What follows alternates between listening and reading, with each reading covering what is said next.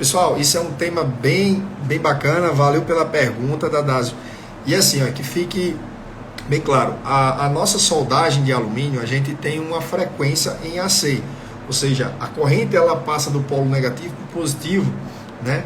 Numa frequência que você vai determinar. A máquina inicialmente ali ela tem 60 Hz, mas você pode aumentar essa frequência, né, de acordo com que a máquina ela vai. Tem máquinas, por exemplo, que vai até 200 Hz, tem 400, 500, 1000, enfim. Você pode elevar essa frequência de vezes que ela passa do polo positivo para o negativo. E quando a gente fala do polo negativo e do polo positivo, pessoal, a gente precisa entender o seguinte: quando a gente trabalha com corrente alternada, toda vida que a corrente ela passa pelo polo positivo, o eletrodo está sendo agredido, tá? Esse eletrodo está sendo agredido e ao mesmo tempo, quando ele passa pelo polo negativo, ele tem, digamos assim, um tempo de resfriamento. Então a frequência, né, quando você aumenta, você praticamente reduz um pouco essa questão da agressão do eletrodo tungstênio. Você vai ter um pico, dependendo da onda que você tem ali. Você pode, né, variar, tem a onda senoidal, tem a quadrada, tem a mista, triangular. Enfim, você consegue ajustar alguns tipos de onda que, além do formato da onda, você consegue aumentar essa frequência, tornando de fato o seu eletrodo tungstênio mais resistente à corrente alternada. E além disso, você tem alguns benefícios também na poça de fusão. Afinal, você consegue controlar também a questão do arco elétrico. Normalmente, Dadásio, quando a gente faz um aumento de frequência, a gente tanto tem uma ponta de eletrotungstênio com menor desgaste, como você tende a fazer com que o arco ele seja um arco mais estreito, tá? Você quer fazer um teste prático, vocês colocam, não é todas as máquinas que têm essa função, normalmente máquinas que têm ajuste de frequência de onda, você acaba tendo um equipamento mais caro, mas que acaba valendo muito a pena, principalmente para quem pensa em ter soldas de melhor qualidade, tá?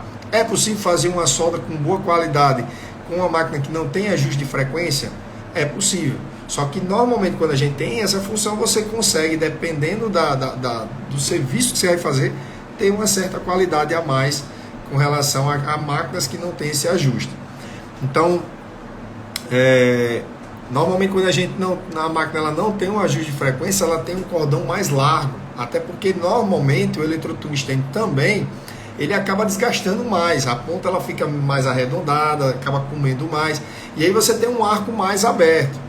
E quando você tem um ajuste, né, de frequência, que você consegue deixar aquela ponta bem afiada, fazendo com que ela concentre bem o arco elétrico, você consegue ter cordões mais estreitos e que acaba passando um menor aporte térmico para o material, né? Uma vez que você tem um cordão estreito e que ele penetra mais facilmente, você consegue fazer com que o cordão ele ande mais.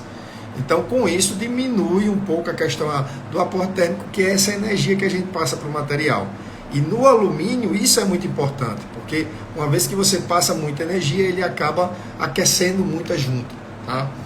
Mas assim, ela pode ser trabalhada, inclusive, em diferentes níveis de frequência, tá? Tem serviços que a gente utiliza uma frequência mais baixa, já alguns serviços você tem que aumentar essa frequência.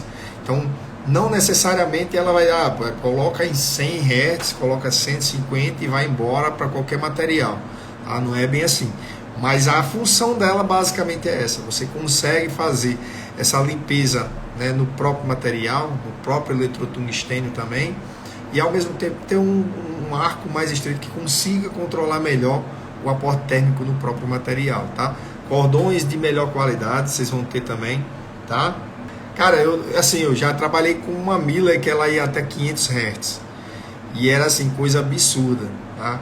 Eu lembro que uma vez eu estava acompanhando um aluno que ele estava trabalhando, eu acho que ele chegou a fazer um teste colocando em 300 ou era 400 Hz.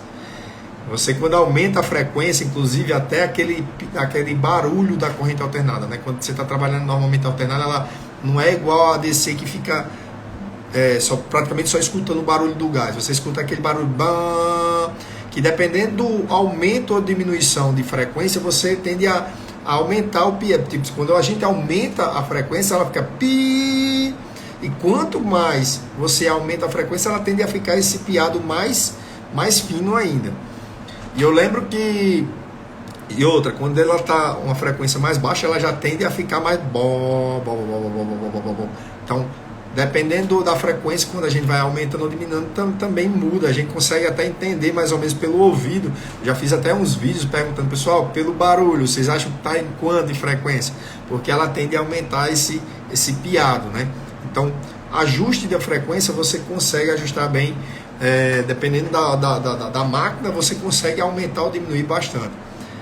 Então, na época, eu lembro que o aluno ele ia fazer um ponteamento de chapas de alumínio e apenas num ponto você via que o material ele tinha um poder de penetração absurdo. Em juntas de ângulo, por exemplo, você não pode ter penetração. Você tem que fundir a quina lá, tudo bem, mas você não pode ter excesso de penetração, que é perfuração aquilo ali já. É um excesso de calor na própria junta. E aí o que é que acontece? O cara ia pontear, ia dar 2 pontos ali, quando ele ia pontear, o material tinha uma certa tendência a querer penetrar demais. Então, naquele caso, uma chapa de 1/8, eu não tinha para que utilizar uma frequência de 400 Hz. Né? É uma máquina, tipo assim, é totalmente desnecessário você ter uma função a 500 A para trabalhar a chapa de 1/8. Então, é esses detalhes que a gente tem que entender, tá? Para poder se trabalhar a questão da frequência de onda.